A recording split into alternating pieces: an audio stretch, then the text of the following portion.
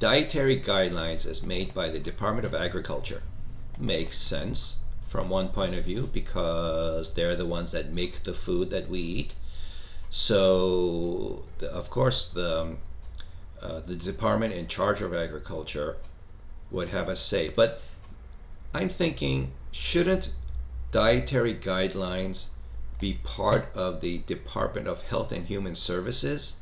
Shouldn't what we put in our bodies be the jurisdiction of the medical branches of government, not the Department of Agriculture? Because not only is the Department of Agriculture in charge of, they are there representing the producers of the food, but they help the producers sell the food.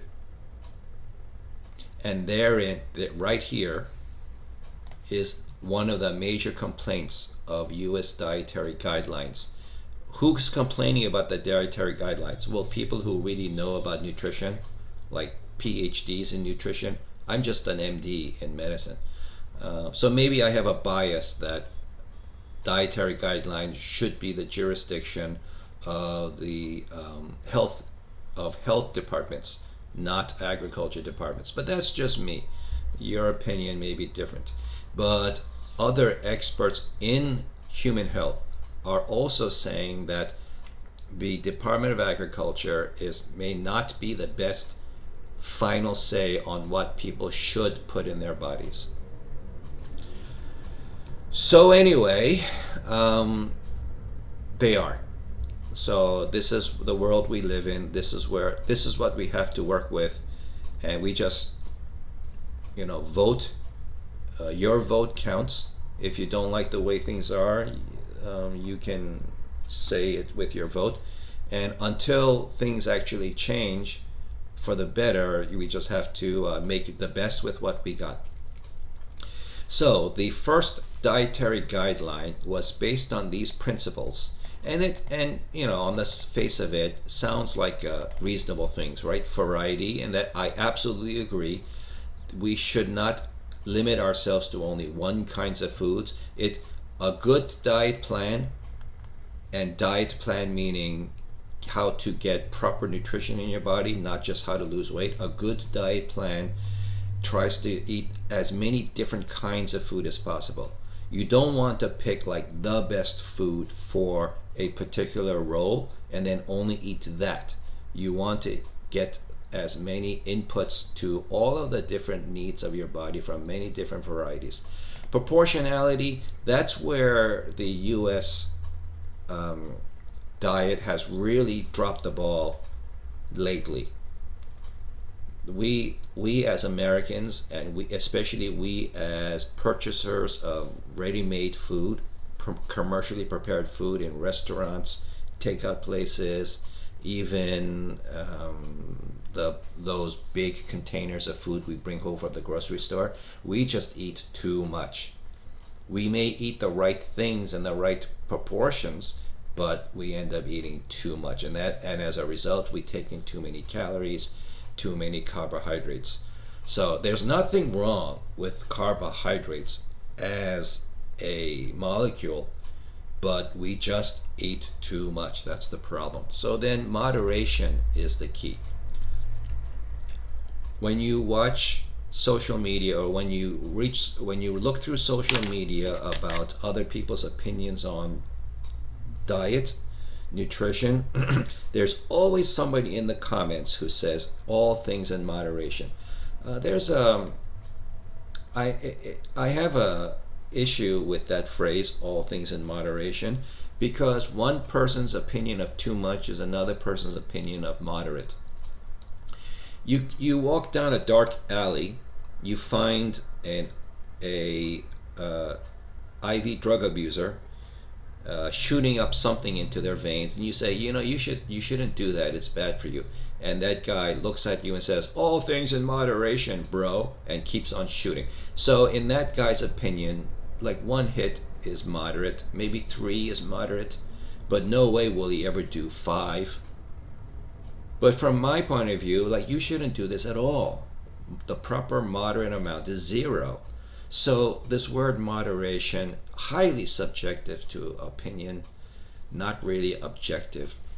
Whatever. Okay. So there was the law passed called this test question, and it requires that every food item in the grocery store have a nutrition label within reason, right? Because there are some reasonable exceptions, like fresh fruit does not need a nutrition label. Fresh vegetables do not need a nutrition label, but anything that is packaged must have a nutrition label, and I'm absolutely in favor of that. So I strongly support this. I strongly support that. Sounds like the Department of Agriculture is doing a good job, at least with the words here on this slide. Okay, and then the Department of Agriculture will release dietary guidelines every 5 years.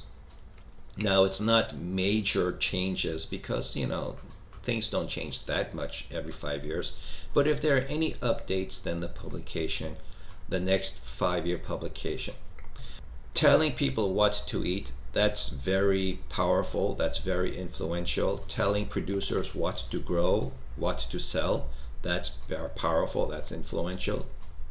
But another way these guidelines give the Department of Agriculture a lot of power is that they're used for federal programs like school lunch, school breakfast, the food stamps, woman, infant, child.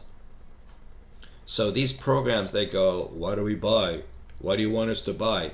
And then the answer is always use the guidelines, use the nutrition guidelines, the current edition, and base your decisions on that. Do you know how many Americans get food stamps? Do you know how many Americans qualify for WIC? Do you know how many kids get lunch from school? We're talking millions, if not billions of dollars of influence. When the US guidelines say buy this, don't buy that, it's causing companies to strike it rich or go bankrupt just on the change of a guideline. So history, I think in one of my earlier lectures I said I won't test you on history. This lecture 9 is the exception because like half of this lecture is history. In 1992, the first attempt at a guideline, infographic guideline, was the food pyramid. The food pyramid was actually an idea from the United Kingdom where they did a pretty good job. But by the time the US made their own pyramid, it was heavily influenced by the dairy industry, heavily influenced by the grain industry. Remember the Farm Bill and the way that the Congress supports corn growers to the point where we now make too much corn. The beef industry is very powerful. They have a say. What I'm getting at is this pyramid in the US version in 1992 is really more of a reflection of the power of the individual agriculture industries than what a human really needs. And why? Why do I say that? Well, look at the bottom pyramid. Oh, so the size of the components is supposed to represent how much of each group you're supposed to get. So look here, the fats, oils, and sweets. Well, okay, I agree that we need to limit our sweets, but the fats and oils are narrowed to only the little bit here. Meanwhile, the carbohydrates, the carbohydrate group, they're saying is the largest proportion of a diet. So this 1992 was when the whole low-fat craze took off. The US dietary guideline, the recommendation of the United States government is saying low-fat foods will reduce heart disease, so you should eat a lot more carbohydrates, which kind of reflects how people were eating anyway. But now the US government was saying it's okay, eat lots of carbohydrates. You should eat vegetables, fruits, of course, minimize sweets, eat meats, but now low-fat meats. and then the dairy. Dairy is this segment here. So that's the food pyramid, and you may have seen that. Your parents will know about it. Okay, so the criticisms. When this was released, shortly after this was released, there's been a few criticisms. So for example, not all fats are bad. Saturated fats are bad. Unsaturated fats are good. Unsaturated fats, remember the nutrition lecture, like omega-3, olive oil, avocado, those are good fats because they're unsaturated, monounsaturated. The saturated fats are bad. And again, the saturated fat itself is useful to the body, so we should eat a little bit, but we should not eat the tons and the gallons of it that we do eat today when we go eat junk food, fast food. But the pyramid was saying all fats are to be minimized. No, you're supposed to eat unsaturated fats. And the low fat diet, did it help heart disease go down? That's why it was created. No. Why? Because the carbohydrates was causing the problem.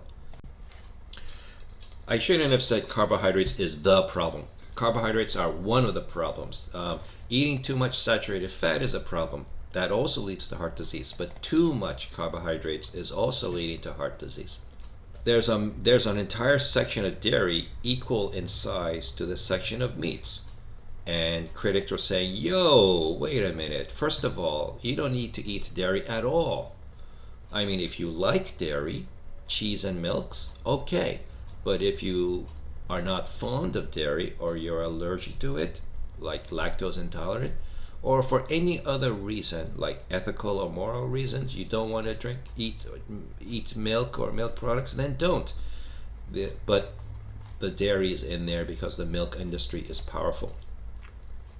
Potatoes are on this list, and some people are saying potato is a plant, yes, but it's not. It doesn't count as a vegetable, and maybe a plain baked potato is not so bad, but it's starchy, so it's just really in the carbohydrate.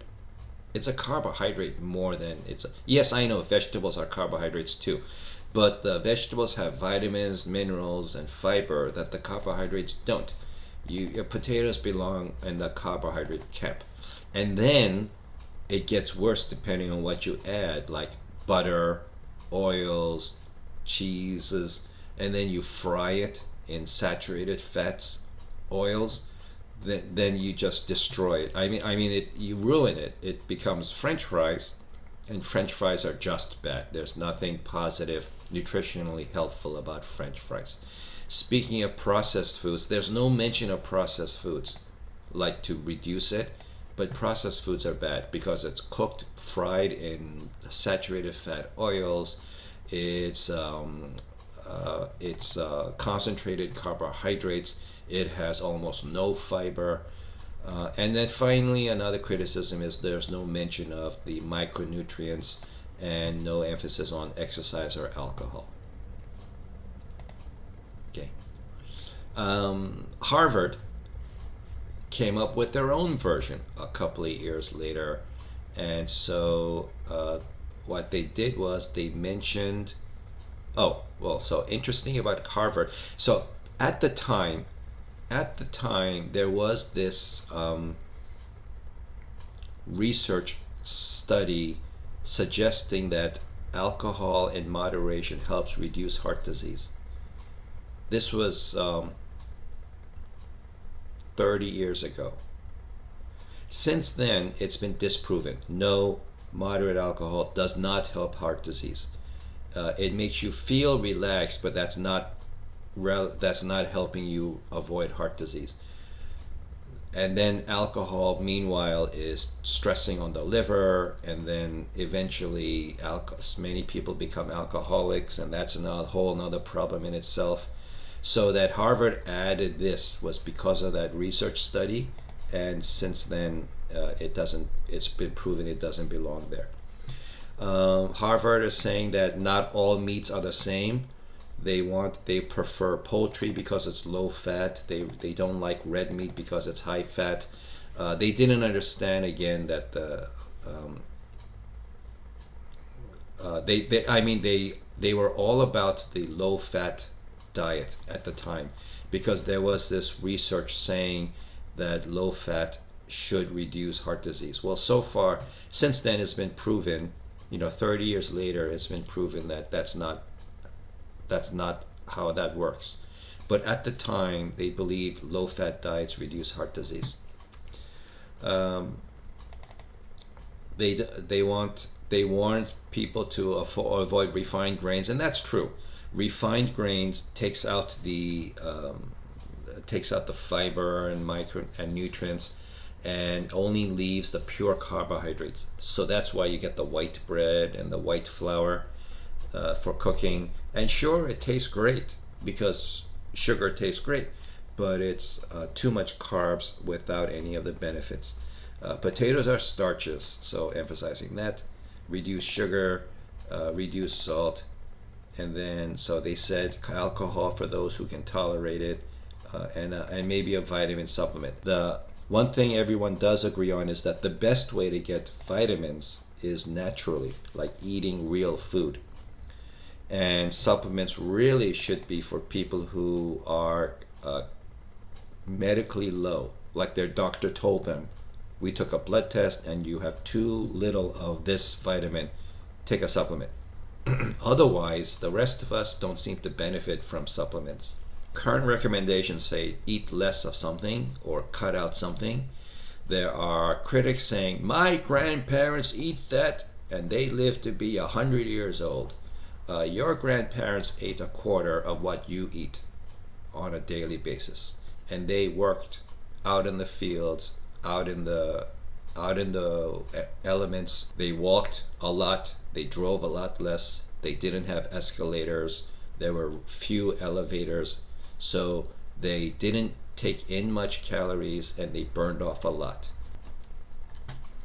So watch the calories, get physical activity, which is getting harder and harder, especially after the pandemic, when more and more people are working from home. So now they don't even exercise to commute. They don't run after the bus or the train. They don't walk into the office from the parking lot. Everybody, not everybody, but a lot more and more people are just staying home, staying on the couch, staying on the working from bed, staying in the office chair at home. So they're even getting less physical activity than before. And dairy, you don't have to eat dairy. Anything that you might think is good for dairy, you can get from any other food. Like calcium, right? Isn't milk famous for having calcium? High in calcium. You know what is also high in calcium? Vegetables. Broccoli is also high in calcium. So you can get all the goodness out of a dairy from other foods without any of the downsides of dairy, such as, have you looked in the nutrition label of a carton of milk lately? There's sugar in there, there's carbs in there. So that was 1992, and then a couple of jumps later we've got 2005, and there was mypyramid.gov. Don't bother trying to go to the website. It no longer exists because it's been replaced. We are currently on the third version of the guidelines, but the second version was mypyramid, and for some reason they wanted to stick to the pyramid. But this is the result. This poster is the result. So okay, they got the exercise, this guy walking upstairs, and then there's the clouds, so people are outside. That's nice. And then there are 1, 2, 3, 4, 5, 6 categories. But instead of like stratifying them, so make it clear what the portion sizes are, the proportions are, they kind of made it vertical, which means it's really hard to look at this poster and understand how much of what you're supposed to get. In fact, this is not their actual poster. Their actual poster doesn't have the labels on the bottom. So it's just a multicolored, rainbow colored pyramid. and a guy on a set of steps. That's it. So it was confusing to watch, to look at. Well, the explanation is it's not the poster, it's the website. You were supposed to go to the website that would explain it all. Imagine calories like money. You every 2 weeks you get a paycheck, and for the remaining 2 weeks you decide what you buy with it, how much of it you save for later, etc. Right? Which bills to pay. You accumulate money in advance so that you can pay for big ticket items like that, right? So you have to manage your money. So it's like that. You manage your calories. Every day you have this clump of calories like a wad of cash, and every time you eat something you use up that calorie budget until by the end of the day you should be at zero left. And then if you go into deficit, you go into debt, that means you're gaining weight. You're not losing weight, etc. So that's called discretionary calories, which is you decide where to spend your calorie budget on. Again, watch the proportions, because, and that's true. They say the word, but then it's kind of lost in the general public by the time they get out there. They turn off the computer, they go outside, and then nobody remembers to watch their proportions. Health is gradual improvement. It's not becoming the perfect person tomorrow. Slowly, gradually working your way from where you are to where you want to be. So I've absolutely adapted and centralized into my life, and to my advice to you this entire semester. Start slow, grow slow. Don't let the perfect be the enemy of the good. Change one thing today. Make one good decision today that you didn't make yesterday, so that gradually over time you will get closer and closer to a better you. So that's all gradual improvement. Beans and peas are great sources of protein without taking any meat. Beans and peas have no fat, no saturated fat. So you can get all the protein you need from plant-based sources, not just beans and peas. There are other plants that have protein too, but you can get your protein need from plants, except vitamin B12. So vegans, vegetarians, you need a B12 supplement. Anyway, so why the pyramid? I mean, the food pyramid, that makes sense, right? It makes it easy to visualize how much of each group you're supposed to get, even though it may not be correct anymore. But you can see that they're saying, eyeballing the poster, you can see that fats and oils should be small, carbohydrates should be bigger. That all makes sense. Milk, you should take in as many dairy as you do protein. I don't know, I do not agree with it, but at least you can see it, right? This pyramid doesn't help really. It doesn't help you understand the information better by a pyramid shape. So they dumped it. 2010, physical activity is dropped off again. Remember, they put physical activity in version 2, but now with version 3, no mention of it. It's in the website.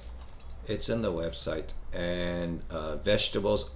So the first version 1, had carbohydrates as the largest group, and now you can see visually that vegetables is the largest group, although grains, carbohydrates, are not far behind. Meanwhile, these are grains, and they'll talk about how you're supposed to eat whole grains, not refined grains. Nutrient dense food, that's that discretionary calorie. Don't just eat empty calories. Empty calories are like spending money but getting no benefit out of it.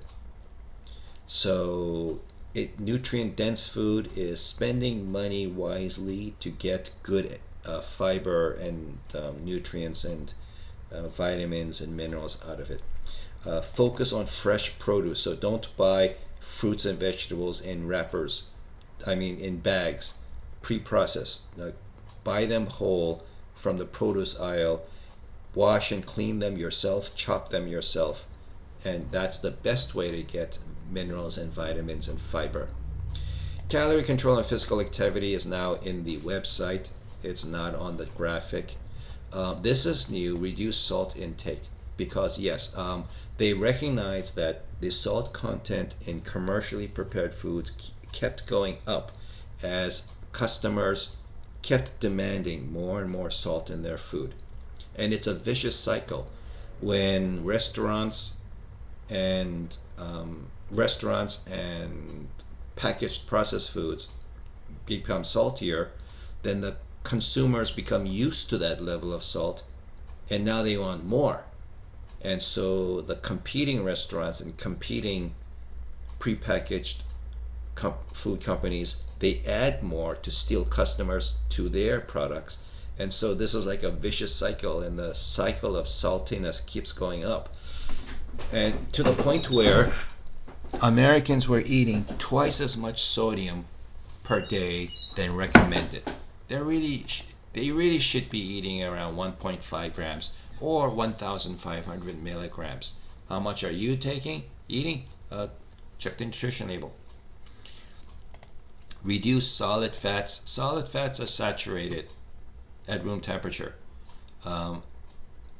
Saturated fats are solid at room temperature. Unsaturated fats are liquid at room temperature.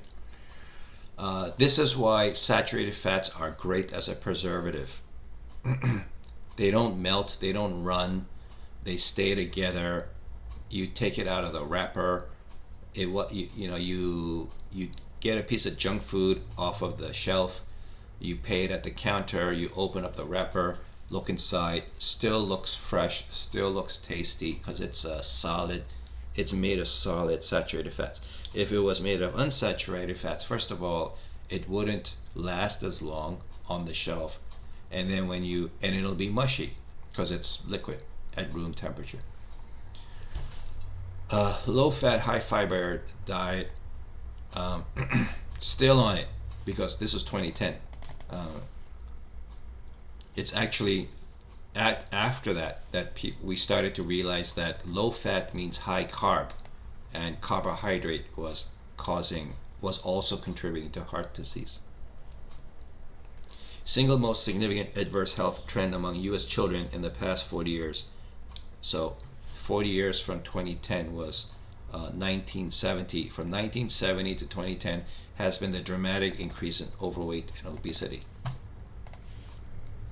So this My Plate was an attempt to address it. So My Plate, what has changed from the 2005 guidelines?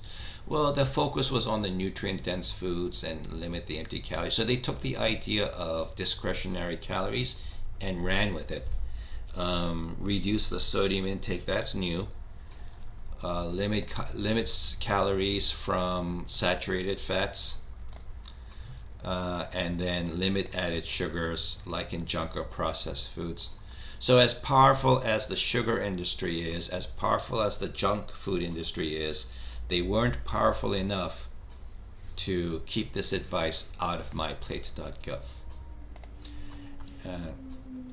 What foods to increase? Whole grains. So the emphasis is now on whole grains. The difference is refined grains is only the endosperm, which is why it's white, which is why it tastes so nice, because it's the taste of white bread is similar to cake. Now, if you're thinking, what are you talking about? Bread doesn't taste anything like cake. Check again. I'm not talking about the frosting. I'm not talking about the filling. I'm talking about the bread in the cake. It's bread. It's made from white flour. So you're eating cake, basically, with refined grains, white bread, white flour pasta. Instead, whole grains, has a darker and grittier taste, which understandably many people find less appetizing. They grew up on white bread, and now eating whole grain bread, like whole wheat bread, tastes not as nice, so they don't like it. But it's an acquired taste. The more you eat it, the more you and then the more you get used to it. And now I prefer whole grain. When I do eat a grain, I always try to make sure it's whole grain. Protein sources, seafood, so the omega-3. Plant-based proteins are recommended because they don't have the saturated fats like animals do. The recognition that not enough Americans are not eating enough fiber. And guess what has lots of fiber? Legumes. What's a legume? MedlinePlus.gov define legumes as these things. So what you can do is go to your favorite browser and search for legumes there, and then image, and then these are legumes. So there. And you know what's another benefit of these plant-based proteins? Cheaper than equivalent amount of protein from animal meat. Definitely cheaper than the equivalent amount of volume from animal meat. And it's easier to prepare too, for those of you who are not so big into cooking. I'm not a vegetarian. I love eating animal meat. It's just that because of inflation, it's getting harder and harder to afford animal meat.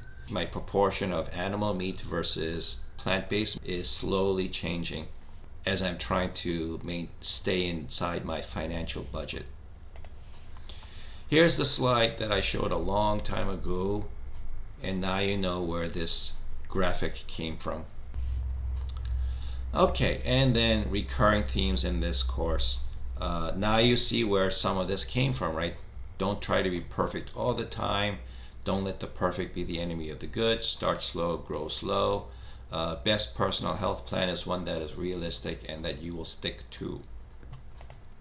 So now you know what the government thinks.